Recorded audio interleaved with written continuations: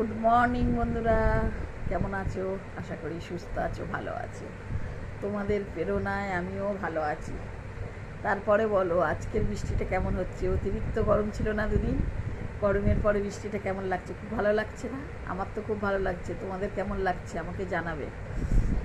আর এই বর্ষাকালের দিনে কে কী খেতে ভালোবাসো? আমি তো খেতে ভালোবাসি ভাত ডাল, মাছের থেকে ভালোবাসি তোমার খিচুড়ি। খিচুড়ি, আলুর দম, বেগুন ভাজা, ডিম ভাজা, ইলিশ মাছ ভাজা, কষা কষা আলুর দম, আর গরম গরম খিচুড়ি।